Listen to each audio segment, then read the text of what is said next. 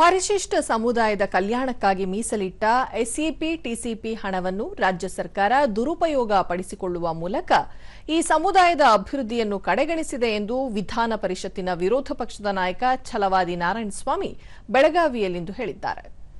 ಪರಿಶಿಷ್ಟ ಸಮುದಾಯದ ಕಲ್ಯಾಣಕ್ಕಾಗಿ 42,000 ಕೋಟಿ ರೂಪಾಯಿ ಮೀಸಲಿಡಲಾಗಿದೆ ಎಂದು ರಾಜ್ಯ ಸರ್ಕಾರ ಹೇಳುತ್ತಿದೆ. ಕಳೆದ 3 ವರ್ಷಗಳಲ್ಲಿ 39 ಕೋಟಿ ರೂಪಾಯಿಗಳನ್ನು ಖಾತರಿ ಯೋಜನೆಗಳಿಗೆ ಬಳಸುವ ಮೂಲಕ ಎಸ್ಸಿಪಿ ಟಿಸಿಪಿ ಹಣವನ್ನು ದುರುಪಯೋಗ ಪಡಿಸಿಕೊಳ್ಳಲಾಗಿದೆ. ಇನ್ನು ಖಾತರಿ ಯೋಜನೆಗಳಂತೂ ಜನರಿಗೆ ಕೈಗೆಟಕದಂತಾಗಿ ಸಂಪೂರ್ಣವಾಗಿ ವಿಫಲವಾಗಿದೆ. ಈ ಹಿನ್ನೆಲೆಯಲ್ಲಿ ಖಾತರಿ ಅನುಷ್ಠಾನ ಸಮಿತಿಯನ್ನು ವಿಸರ್ಜನೆ ಮಾಡುವಂತೆ ಒತ್ತಾಯಿಸಿದರು.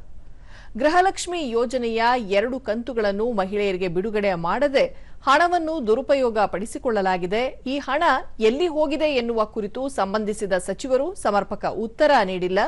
ಶೀಘ್ರವೇ ಬಾಕಿ ಕಂತನ್ನು ಬಿಡುಗಡೆ ಮಾಡಬೇಕು ಎಂದು ಹೇಳಿದರು. ಬೆಂಗಳೂರಿನಲ್ಲಿ ನಡೆದ ಸಂವಿಧಾನದ ರಾಷ್ಟ್ರೀಯ ಸಮ್ಮೇಳನ ಮತ್ತು ಏಕತಾ ಕಾರ್ಯಕ್ರಮಕ್ಕೆ 17 ಕೋಟಿ ರೂಪಾಯಿ ಖರ್ಚು ಮಾಡಲಾಗಿದೆ. ಜೊತೆಗೆ ಬಾಬು ಜಗಜೀವನ್ ರಾಮ್ ಜನ್ಮ ದಿನಾಚರಣೆಗೆ 66 ಲಕ್ಷ ರೂಪಾಯಿ ಖರ್ಚು ಮಾಡಲಾಗಿದೆ. ಇಷ್ಟೊಂದು ಹಣ ಖರ್ಚು ಮಾಡುವ ಅಗತ್ಯವಿತ್ತೇ ಎಂದು ಅವರು ಪ್ರಶ್ನಿಸಿದ್ದಾರೆ. ಈ ಕಾರ್ಯಕ್ರಮಕ್ಕೆ 66 ಲಕ್ಷ